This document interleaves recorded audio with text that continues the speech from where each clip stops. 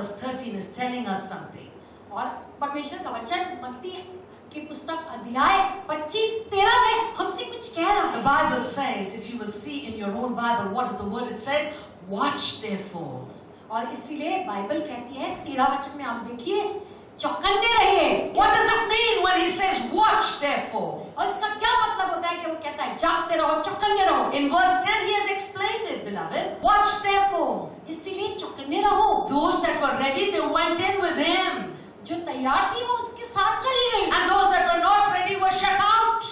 और जो नहीं तैयार थी वो बाहर ही रह गई। Watch therefore. और इसीलिए जागते रहो, Watch therefore. चौकन्ने रहो। Why? क्यों? Because today the question before you, beloved, you my brother, you my sister is, क्योंकि आज सवाल मेरे प्यारों और मेरे भाई और मेरी बहन आपके सामने यह है। the question is, आज सवाल यह है, are you prepared? क्या आप तैयार हैं? Are you ready? क्या आप तैयार हैं? Are you ready? क्या तैयार है आप? He is coming. वो आ रहा है। Are you going to be in the wedding feast or are you going to be the one shut out? क्या आप वो विवाह भोज में होंगे या आप बाहरी द्वार के रह जाएंगे? As the Bible says, nobody knows the day, nobody knows the hour. क्योंकि बाइबल कहती है कि वह दिन वह समय कोई नहीं जानता। Nobody knows when the Son of Man is going to come. किसी को नहीं पता कि वो मनुष्य का पुत्र कब आ जाएगा। Cultivate a life of prayer. और उत्पन्न करो वो जीवन जो प्रार्थना करने It's वाला हो। not just enough for you to pray in the morning, pray in the evening, pray at night. और यही काफी नहीं है कि सुबह में या दोपहर में या रात में प्रार्थना करें। It is not just enough for you to say a prayer that sounds good. और वही काफी नहीं है कि आप ऐसी प्रार्थना करते हैं जो सुनने में बड़ी अच्छी लगती है। But God is asking you to start living a life of prayer and have in you the spirit of prayer. और प्रभु कहते हैं कि तुम्हारा जीवन प्रार्थना करने वाला जीवन हो और वो प्रार्थना की आत्मा हर समय आपके अंदर हो। The Lord is encouraging you to have such a prayer life that when you pray, you will encounter God. और प्रभु कहते हैं कि ऐसे प्रार्थना का जीवन बनाओ कि जब भी आप प्रार्थना करोगे आपकी मुलाकात उससे होगी। Being watchful means और चौकन्ना रहने का मतलब है seeing what God is doing. ये देखते हुए कि ये देखना कि प्रभु क्या कर रहे हैं। Beloved, in Luke 22, we see in 41 and 46, you can go home and read it. We did it just the other day, that Jesus was very angry with his disciples because he asked them to stay up and pray, but they slumbered and slept. और उसी तरह से आप लूका की पुस्तक 22 वचन 41 और 42 में जाकर देखिए, जो हमने कुछ हफ्ते पहले ही देखा था कि यीशु जी अपने चेलों से बहुत ही गुस्सा हो गए थे, क्योंकि उन्होंने कहा था कि तुम जो है चौकन्ने रहो, लेकिन जब उन्होंने आकर देखा तो वह सो रहे थे, ऊँग रहे थे। My dear beloved, मेरे प्यारों, Jesus did not want them to sleep and slumber and not know the signs of the times. और यीशु जी नहीं चाहते थे कि वो सो जाए या ऊँग जाए ताकि उन्हें वो समय के चिन्ह न पता चले। A life of prayer involves being watchful and being obedient. और प्रार्थना का जीवन का मतलब यह है कि हमें जो है आज्ञा माननी है। A watchful person is one who will not compromise with anything that God does not want them to do. और इसी तरह से जो चौकन्ना है वो विश्वासी कभी भी गलत चीजों के साथ सुलह नहीं करेगा। A person who has the prayer life, और वो व्यक्ति जिसकी ऐसी प्रार्थना का जीवन है, a person who leads a prayer life, और वो जो वही करता है who प्रार्थना is का जीवन, watchful, और जो चौकन्ना है, will never be in agreement with Satan and his ways. तो वो कभी भी सहमत ना होगा शैतान के और उसके रास्तों से। A person who's watchful और वो व्यक्ति जो चौकन्ना हो will have a heart connection with him, तब उसके दिल की कड़ी परमेश्वर के दिल की कड़ी से जुड़ी हुई and होगी। his life or her life will be devoted to him.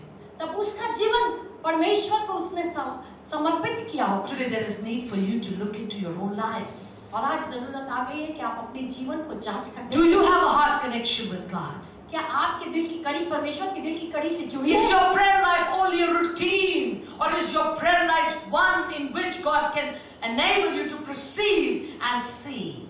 तो क्या सिर्फ एक नियम है प्रार्थना करना आपके जीवन का, या आप जब प्रार्थना करते हैं तो परमेश्वर आपको इस काबिल बनाते हैं कि आप देख सके, एहसास कर सके कि आगे क्या होने वाला Because है। when you lead a prayer life that is anointed, और जब ऐसे आप जीवन बिताते हो, ऐसी प्रार्थना का जीवन जो अभिषेक भरी है, then the Lord will connect with you and show you what is going to happen in your city, what is going to happen in your country, what is going to happen on this earth. और तब जो है परमेश्वर आपके साथ जुड़ जाएंगे और फिर आपको बतलाएंगे कि आपके नगर में, आपके देश में, धरती पर क्या होने वाला है। Last but not the least, the Bible tells us that when God asks you to be watchful, it means be careful.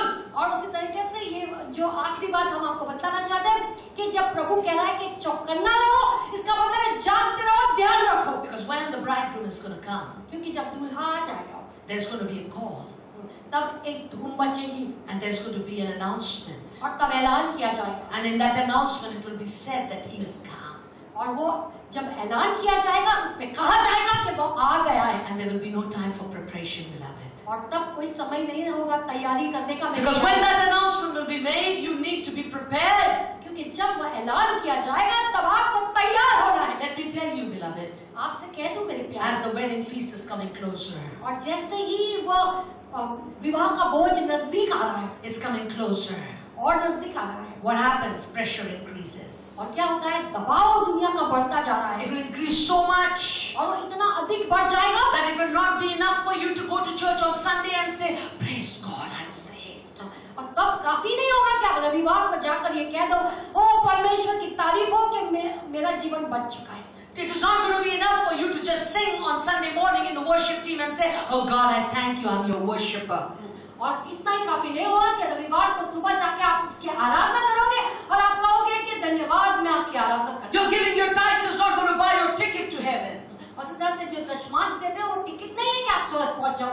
Remember this, beloved. और याद रखो मेरे प्यारे, As the time is nearing, और जैसे समय नजदीक आ रहा है the pressure is increasing. और दबाव बढ़ता जा रहा है, And you will see as the time is nearing, sin is increasing. और आप देख रहे हो कि जैसे समय नजदीक आ रहा है पाप भी बढ़ता जा रहा है, Temptations are increasing. लालसाएं बढ़ती जा रही है। You know, if you know the Lord, what temptation is. और अगर आप प्रभु को जानते हैं तो ये जानते हैं कि लालसाएं क्या होती है। There are such good temptations in this world today. और आज कितनी अच्छी लालसाएं हैं इस दुनिया में। You just have to go on the internet, Google, and go where you want. और इंटरनेट पे जाइए और टक टक गूगल घुमाइए और जो चाहिए वो मिल जाता है। Get spoiled. और आप खराब हो सकते हैं। Enjoy मजा करो and get destroyed. मजा करो और बर्बाद हो जाओ। Get destroyed. बर्बाद मजा करो बर्बाद हो जाओ। Temptation is increasing.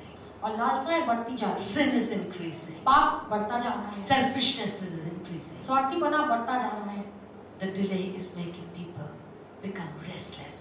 और देर हो रही है इसलिए लोग व्याकुल हो रहे हैं। But what is it that you will do when giants like these, sin, temptation, delays and pressures come against you? लेकिन ये जब इतने बड़े बड़े राक्षस जो देर हो रही है, लालसाएं और जो पाप आपके सामने आकर खड़ा हो जाए तब आप क्या करोगे?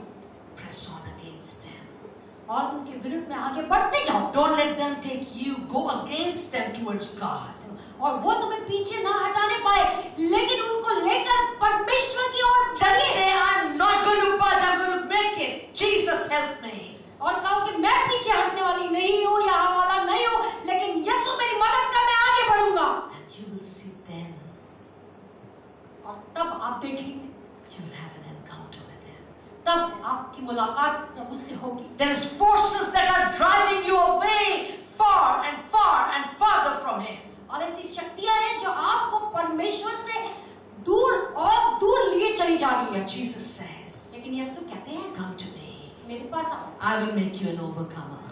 मैं तुम्हारे साथ मिलकर सामना करूंगा। My dear beloved, मेरे प्यारों, because people do not understand the power of living a life of anointed prayer, और इस तरह से कई लोग जो है वो सामर्थ जो प्रार्थना के द्वारा जीने से होता है, they don't know, वो नहीं चाहते, they get so distorted under pressure. और इस तरह से वो जो है दबाव के नीचे पूरी तरह से दब जाते हैं। How can I say no, you know? अरे मैं कैसे ना कह दूं? I mean, they feel bad if I said no. अरे उन्हें बुरा लगता है अगर ना कहते हैं। I could lose my job if I said no. अरे मेरा काम गवा सकती हूँ अगर मैंने ना कह दिया I तो। lose a friend if I said no. अरे मैं दोस्त भी गवा सकती हूँ Pressure! अगर मैंने ना कह दिया। इसी तरीके के दबाव होते हैं। Pressures are making people succumb to sin, to temptation, and to those things that the world would want so that you be destroyed. और इसी तरह से इस तरीके के दबाव ही जो है वो लोगों को दबा देते हैं, पाप में डाल देते हैं, लालसा में डाल देते हैं, और वो नहीं कर सकते जो प्रभु चाहते हैं कि The Lord is telling you, church, लेकिन प्रभु आपसे कहेंगे the wedding feast is at hand and it is time to prepare. कि वो विवाह का बोझ अब आ गया है और अब समय आ गया है तैयार होने का। And the time of preparation is to tell you, और वो जब आप तैयारी कर रहे हैं उस भोज की, तब आपसे कह दे, do not be like the 5 foolish virgins. तब आप वो 5 मूर्ख कुंवारियों की तरह ना होना। Instead of them saying that, Lord, come soon, we are ready.